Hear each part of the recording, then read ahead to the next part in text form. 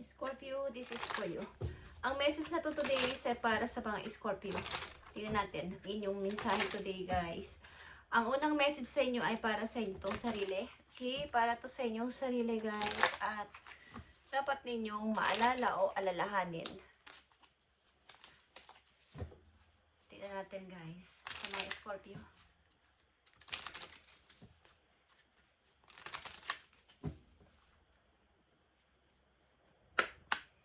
Scorpio, this is for you. Okay. How can I impose more self-love and compassion into my daily life? So if your compassion does not include yourself, it is incomplete. Maaring marami kayong worry. Ilan sa inyo, Scorpio? At kumbaga, may kinalaman to sa self-love and compassion sa inyong daily routine or daily life. So, kailangan nyo yung iset ang stronger boundaries sa inyong buhay. Meditate and listen to your heart. Speak to yourself with compassion. Focus on your strength. Say no to something that isn't so yes. Say yes to something you are afraid of. Okay? Let go of what you cannot control. Stay far away from drama and negativity. Ask for help and allow it. Write down 3 things you are grateful for. Okay. So may mga dapat kayong isaalang-alang para magkaroon kayo ng, kumbaga masasabi na, pagpansin muna sa sarili sa mga Scorpio. Yung boundaries sa ilang mga taong lapit na lapit sa inyo at nawawala na kayo ng kapanapanahon sa inyong sarili.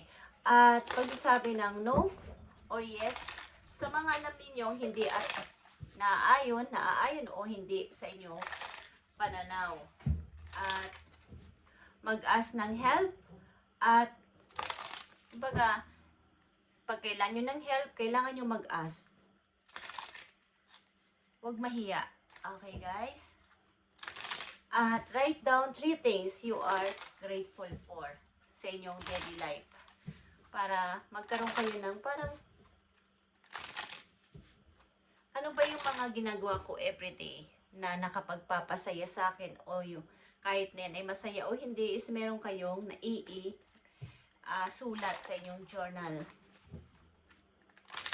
Choose one self-care action to do today sa araw-araw ninyong pamumuhay. Bigyan ninyo ng kahit isa lang yung mag-meditate. Guys, focus on your strength. Magbigay minsan-minsan ng boundaries kahit isang araw lang sa mga taong pilit at pilit kayong iniistorbo kahit ayaw nyo magpa-istorbo, kahit gusto nyo magpahinga, ang dami nang iistorbo. Okay? So, yan ay para sa inyong self-love, sa inyong sarili. Okay, guys? So, ito ay para sa inyong sariling message. Ang susunod na message dito ay tungkol sa inyong kaperahan, guys. Okay? Sa inyong kaperahan, tingnan natin, Scorpio, sa inyong career o sa inyong kaperahan. Tingnan natin ang 3 messages dito.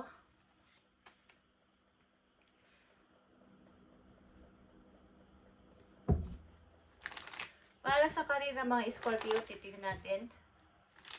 So, andito ang inyong energy, guys. King of Cups at Ace of Pentacles. Sinusundan to ng Ace of Pentacles, Scorpio at the Fool. Okay.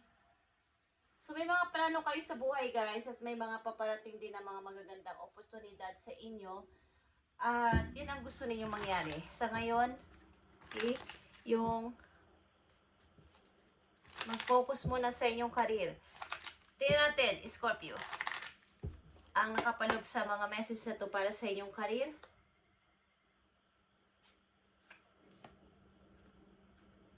Mga bagong pagkakalibangan din, guys. Okay, the Chariot is here.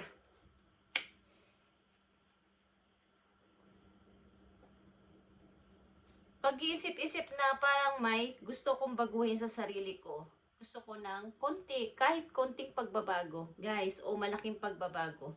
Ang iniisip ng mga Scorpio na nandito, Maaaring magpalit ng work or mag-relocate, something para sa paghahanap ng mas magandang mapagkakakitaan o trabaho. Dito sa aking place ay parang walang oportunidad, walang chance dito. Walang mga opportunity. So, maaaring may kaisipang ganito mga Scorpio na nandito sa reading. Okay? Tingnan natin. 8 of Cups. Paglayo. Okay. Paglayo sa mga sakit ng iyong damdamin. Paglisan sa mga taong pilit mong pinapahalagahan pero ikaw ay binawalang bahala. Okay? Maaaring, Knight of Pentacles ito. At Four of Wands. Something new is gusto mong mangyari sa buhay mo at may plano kang maaaring maghanap ng ibang trabaho sa ibang lugar or pagkakakitaan, guys. At paglayo muna para baka naman sa ibang lugar is mayroong magandang kapalaran naghihintay sa akin ang ilang Scorpio na nandito. Okay? Eight of Wands is here. The Magician and the Devil or the Temptation. Ito ay maaaring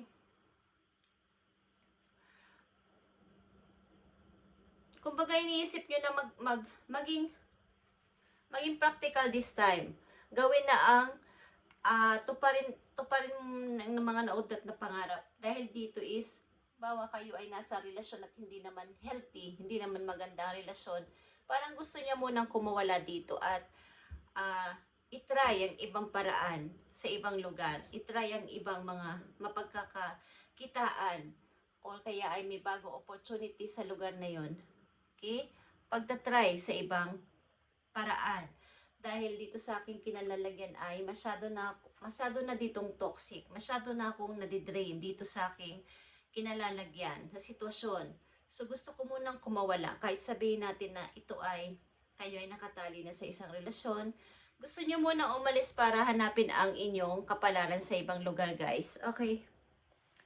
Sa mga Scorpio na nandito, maaaring kayo may plano, kaya lang ay hindi nyo pa magawa-gawa this time.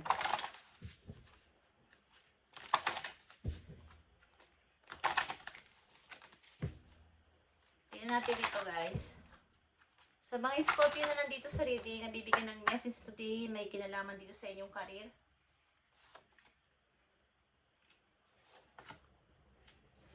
So, ito talaga ay paglayo, guys. Okay, paghahanap ng ibang trabaho.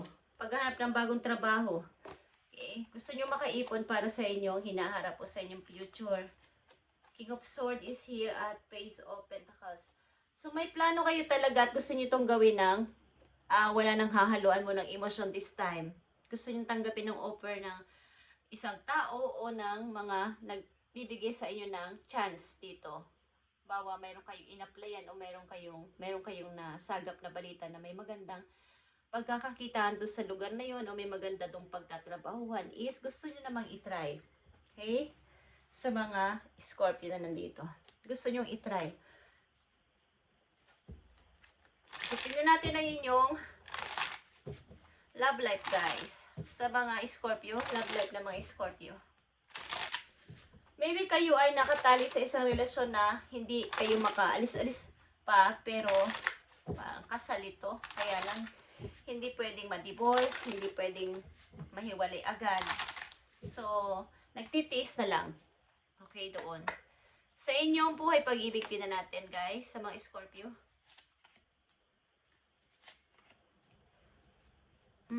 Andito ang the Tower, guys. Dapat dito i-balance ninyo ang inyong relasyon. Matutong i-balance yan, ano man ang mangyari. Ano mang pagsubok ang mangyari is kailangan ito ay hindi matibag o matumba itong inyong koneksyon o inyong relasyon. Something ups and down. Okay.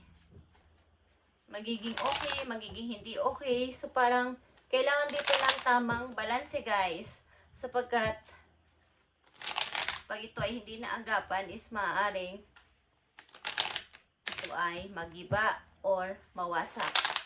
Okay? Katulad ng sinalansan ng mga bato na to. Kailangan ay maayos ang pagkakasalansan. Balanse.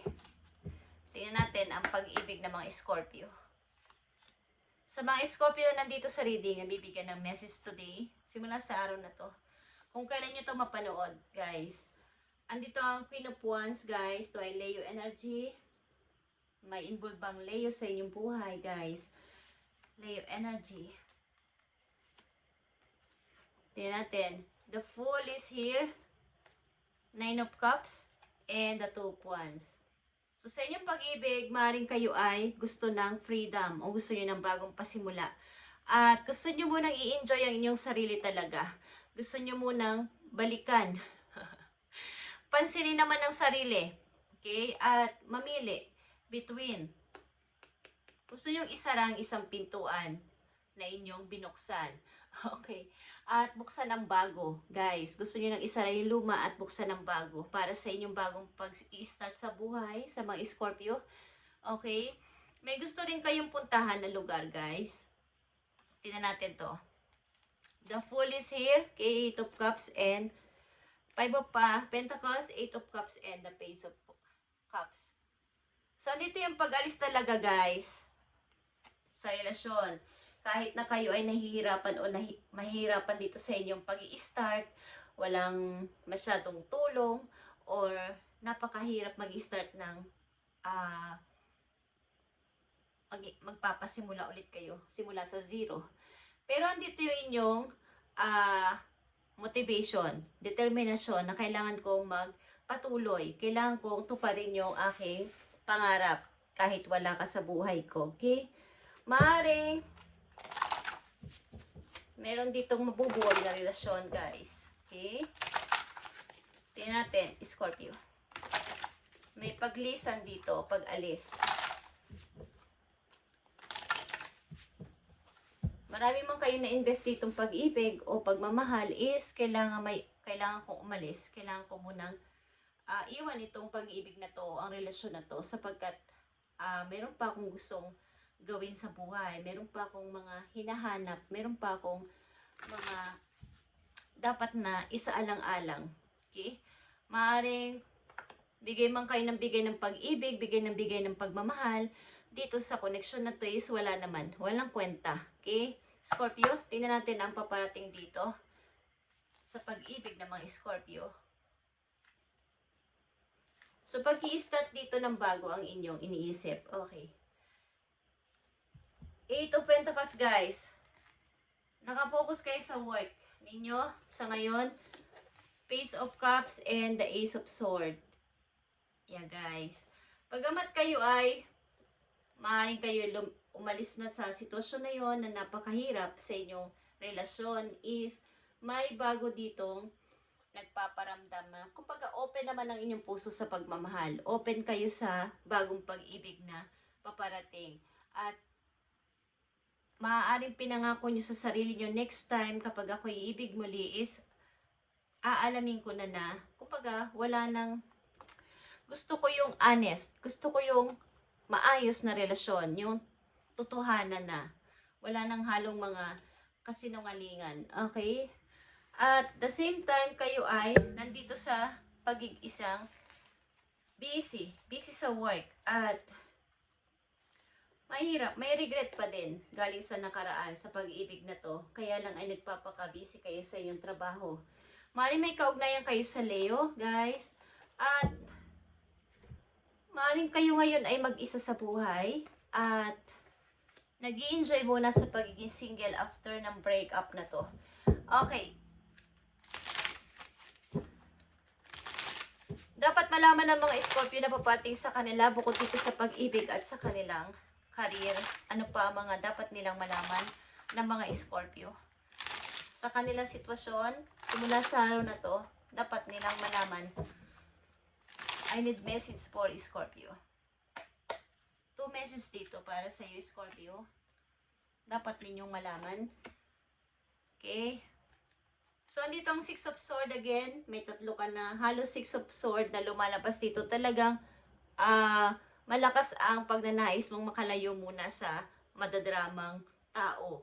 Kaya nga, ang unang message sa inyo ay, how can I impose more self-love and compassion into my daily life? So, isa dito sa hanggang 10 na to, ang dapat ninyong gawin everyday something na magbigay kayo ng stronger boundaries, at something meditate and listen to your heart. Focus on your strength at magsalita kayo ng no, something that isn't soul. Okay? Yes. Say yes to something you are afraid of. Okay, guys?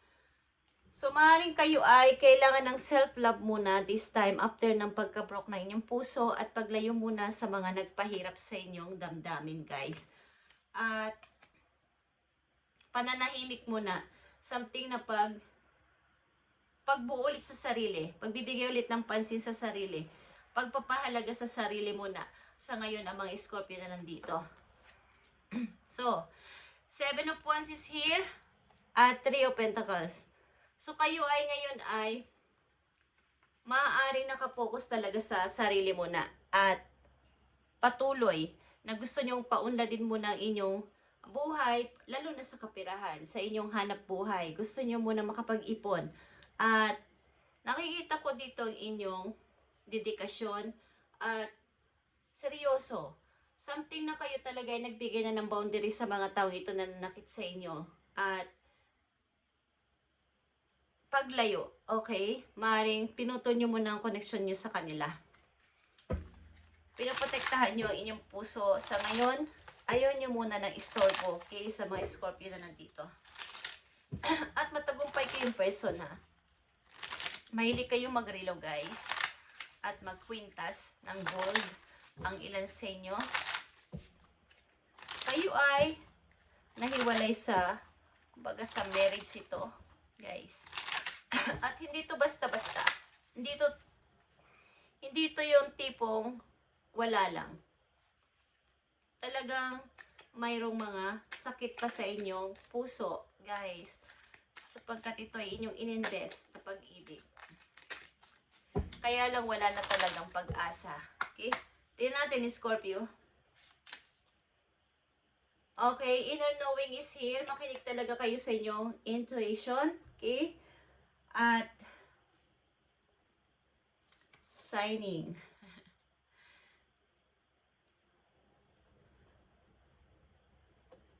Meron ditong love, guys. Nagpapahiwatig ang love.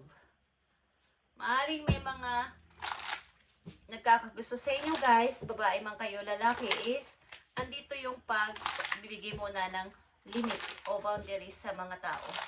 Okay, maaring kayo ay nagre-relax-relax muna. Nakapokus muna sa work at sa sarili this time sa mga Scorpio na nandito. At gusto nyo makaipon ng money para sa inyong future. Okay? Maring galing kayo sa pagka-broke ng iyong puso, guys. At gusto nyo muna ng makaipon ulit ng lakas. Okay? Message sa'yo ng mga spirit guides, guys, sa mga Scorpio, ng iyong mga guides galing sa heaven. I need message for Scorpio. I need message for Scorpio. This is a short-term solution. Guys, ano man itong inyong sitwasyon na kayo ay may hinahanap na solution, ito ay short term. At ano pa? It's time to do it again. Ano man ang inyong mga naudlot dati na mga plano at gagawin sa buhay, ito yung tamang time na ulitin nyo ulit. Bakit? Spirit says to have more faith and trust. So, sinasabihan kayo ng inyong mga guides na more pa na faith and trust kay God.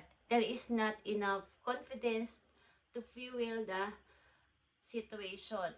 So, kayo ay, kumbaga, ilan sa inyo ay walang kumpiyansa sa sarili, na wala ng kumpiyansa sa sarili o tiwala. Nakakayanin nyo lahat na inyong mga plano. At huwag kayong mag-alala, ito ay makakayanan ninyo. Makinig lang kayo palagi sa inyong sarili. At kaya nga nandito yung stay far away from drama and negativity, guys. Okay? And may mga taong tutulong sa inyo dito sa paligid kung saan man kayo lilipat, saan man kayo may bagong trabaho o makakasama mga bagong tao is marami sa inyong tutulong, guys. Okay? Meditate and listen to your heart. nandito sa inyong message, guys. So, Spirit says to have more faith and trust sa Kanya at it's time to do it again. Huwag kayong matakot at magtiwala sa inyong kakayanan, Scorpio. At kakayanin nyo to kahit kayo ay nagsisimula pa lang sa ngayon is maaaring kakayanin nyo ang pagbabagong buhay na to, guys. At maaaring kayo ay datis napakalambot na inyong puso. Ngayon ay parang talagang nagkaroon kayo ng na-lesson learn kayo sa nangyari sa inyong buhay. Okay? Kumbaga, sobrang sakit nito na kayo ay may nalang bahala ng mga taong inyong minahal o pinahalagahan. Okay, Scorpio? Ito inyong message today sa mga Scorpio na nandito sa reading. Today is God bless sa inyong lahat, guys. At makinig lagi sa sarili ninyo, sa inyong puso. Ano ba ang sinasabi na inyong puso kapag kayo ay may itinatanong sa inyong isip? Is yun yung dapat inyong sundin at wag ansulsul ng iba. Okay, Scorpio? Thank you and God bless.